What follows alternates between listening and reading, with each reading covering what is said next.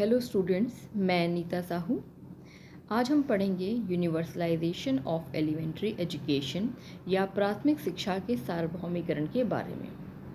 सबसे पहले हम जानेंगे कि इसका हिस्टोरिकल पर्सपेक्टिव या ऐतिहासिक परिप्रेक्ष्य क्या है, मीनिंग ऑफ यूईई या प्राथमिक शिक्षा के सार्वभौमिकरण से क्या तात्पर्य है, goals of UEE, need, measures to achieve goals of UEE, problems or constraints in the UEE।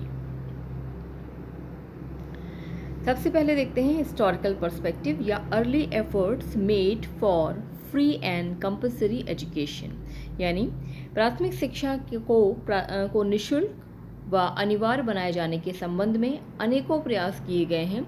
वो कौन कौन से थे और किन्होंने किया है, उनके बारे में हम जानते हैं।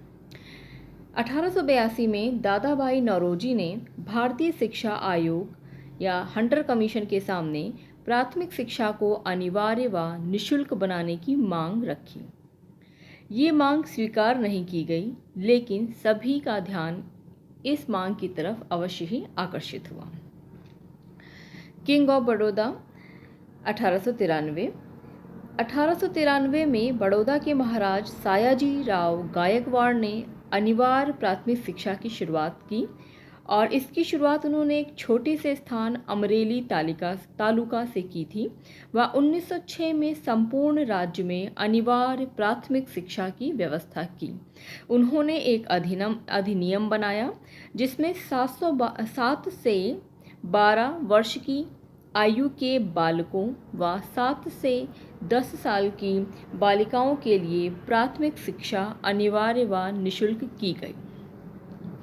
इसके बाद गोखले का प्रस्ताव 1910। गोखले जी बड़ौदा नरेश के द्वारा किए गए जो प्रयास थे उनसे वे काफ़ी प्रभावित थे और वे उस समय केंद्रीय धारा सभा के सदस्य भी थे। अतः उन्होंने इस सभा के माध्यम से इस ओर प्रयत्न किया। 19 मार्च 1910 को केंद्रीय धारा सभा या इंपीरियल लेजिस्लेटिव असेंबली के सामने उन्होंने अपना प्रस्ताव प्रस्तुत किया। इस प्रस्ताव पर विचार का आश्वासन दिया गया और आश्वासन के साथ ही उन्होंने अपना प्रस्ताव वापस ले लिया। इसके बाद गोखलेस बिल 1911 गोखले का विधेयक 1911 के नाम से जाना जाता है। गोखले जी ने 16 मार्च 1911 को केंद्रीय धारा सभा के समक्ष प्राथमिक शिक्षा संबंधी अपना विधेयक प्रस्तुत किया। 18 मार्च 1912 को विधेयक पर वाद विवाद या डिबेट शुरू हुआ और इसे अनुपयुक्त यानी बेकार बताकर अस्वीकार कर दिया गया।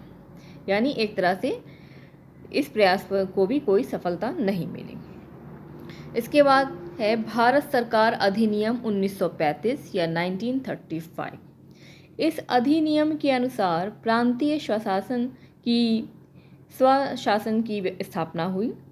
6 प्रांतों में कांग्रेसी मंत्रिमंडलों ने सत्ता में आकर प्राथमिक शिक्षा के विकास को आगे बढ़ाया और इसे संभव बनाया।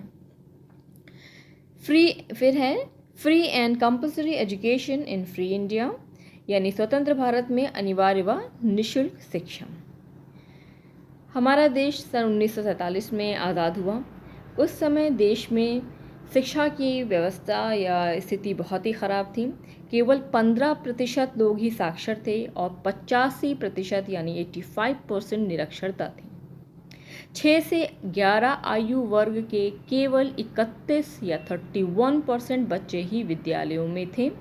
इसलिए इस तरफ यानी निःशुल्क व अनिवार्य शिक्षा को सभी तक पहुंचाने के लिए अत्यंत प्रयास या प्रावधान किए गए। इसके लिए जो हमारा संविधान लागू हुआ है 1950 में, इसमें आर्टिकल 45 के द्वारा अनिवार्य व निःशुल्क शिक्षा का प्रावधान किया गया। Universalization of elementary education is our constitutional obligation. इससे तात्पर्य यह है कि अनिवार्य व निःशुल्क शिक्षा प्रदान करना हमारा संवैधानिक कर्तव्य है, यानी सरकारों का या राज्य सरकारों का यह संवैधानिक ऑब्लिगेशन या ड्यूटी है कि वे प्राथमिक शिक्षा को अनिवार्य व निःशुल्क रूप से सभी बच्चों को उपलब्ध कराएं। Article 45 is directive principle of state policy, यानी ये जो आर्टिकल 45 है या अनुच्छेद 45, ये राज्यों के एक नीति निर्देशक सिद्धांत की तरह कार्य करता है, यानी राज्यों को एक दिशा प्रदान करता है कि शिक्षा का ये जो प्रावधान है इसको हम किस तरह से आगे लागू करें। आर्टिकल 45 क्या है ये जान लेते हैं। आर्टिकल 45 या अनुच्छेद 45 ये कहता है, राज्य इस संविधान के लागू किए जाने के समय से 10 वर्ष के भीतर सब बच्चों के लिए, जब तक वे 14 वर्ष की आयु पूर्ण नहीं कर लेंगे, निःशुल्क एवं अनिवार्य शिक्षा प्रदान करने की चेष्टा करेगा। इसका तात्पर्य यह है कि ये निर्णय लिया गया कि संविधान लागू होने से, लागू या 1950 में संविधान लागू हुआ था, उसके 10 वर्ष के भीतर हम ये प्रयास करेंगे या सभी राज्य सरकारें ये प्रयास करेंगी कि 14 वर्ष तक की आयु जब तक बालक नहीं पूरी कर लेते उन सबको हम निःशुल्क व अनिवार्य शिक्षा प्रदान करेंगे। या the state shall endeavour to provide within period of 10 years from the commencement of this constitution for free and compulsory education for all children until they complete the age of 14 years। लेकिन संविधान लागू हुए अभी कितने वर्ष हो गए हैं आप सब भी जानते हैं, लेकिन आज भी ये हमारा लक्ष्य पूरा नहीं हो पाया है। अब हम जानते हैं कि पढ़ते हैं कि गोल्स ऑफ यूईई या यूनिवर्सलाइजेशन ऑफ एलिमेंट्री एजुकेशन के लक्ष्य या गोल्स क्या हैं। तो इसके 3 मुख्य लक्ष्य हैं।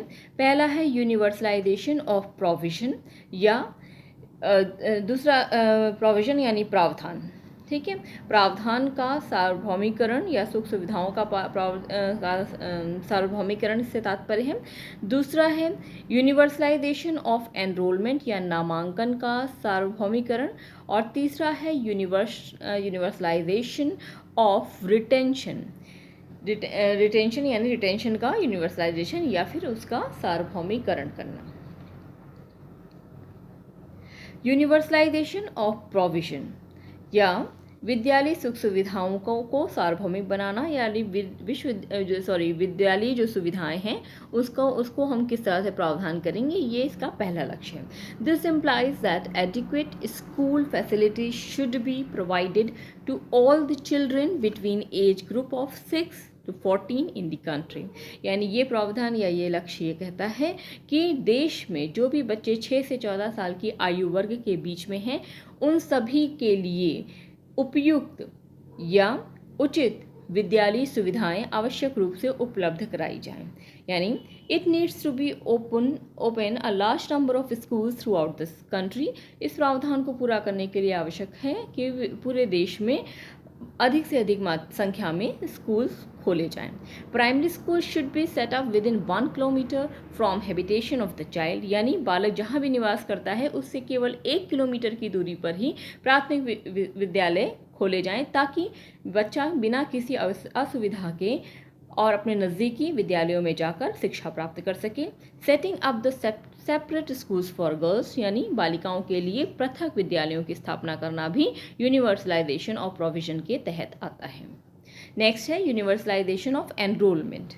तो यूईई का ये नेक्स्ट गोल ये कहता है कि it implies the enrolment of all children between age group of 6 to 14 in the primary education, यानी 6 से 14 आयु वर्ग के जितने भी बच्चे हैं उन सभी का विद्यालयों में नामांकन सुनिश्चित किया जाए, क्योंकि हम जानते हैं निरक्षरता हमारे देश में बहुत ज़्यादा थी और अधिकतर बच्चे विद्यालयों से बाहर थे। तो सबसे पहले ये सुनिश्चित किया जाए कि उनके लिए ज़रूरी सुविधाएं उपलब्ध की जाए। उसके बाद ये सुनिश्चित किया जाए कि अधिक से जितने भी बच्चे हैं उनका हम नामांकन अवश्य ही करा सकें, या नामांकन उनका करवाएं, तभी उस विद्यालय में बच्चे आकर पढ़ाई कर पाएंगे। नेक्स्ट है यूनिवर्सलाइजेशन ऑफ रिटेंशन। विद्यालय सुविधाएं प्रदान हो गई, विद्यालयों में बच्चों का नामांकन हो गया। अब एक और समस्या है जो है अपव्यय व अवरोधन की, यानी बच्चे बीच में पढ़ाई छोड़ देते हैं या किसी वजह से वो फेल हो जाते हैं या बाधाएं आ जाती हैं। तो उनकी पढ़ाई बीच में ही रुक जाती है। तो यूई का ये लक्ष्य ये तय करता है या ये सुनिश्चित करता है कि बच्चे 6 से 14 आयु वर्ग के बच्चे जब तक कि अपनी वो प्राइमरी एजुकेशन या प्राथमिक शिक्षा को पूरी ना कर लें, वे विद्यालय में उनको बनाए रखा जाए या फिर विद्यालय में उनको रोक कर रखा जाए। तो यूनिवर्सलाइजेशन ऑफ रिटेंशन का मतलब है it implies to retain the students in the school until they complete their primary education। तो ये तीनों ही लक्ष्य हैं जो कि प्राथमिक शिक्षा के सार्वभौमिकरण में अपना योगदान देते हैं या प्राथमिक शिक्षा का सार्वभौमिकरण के प्रति में इन सभी का योगदान है। Thank you students.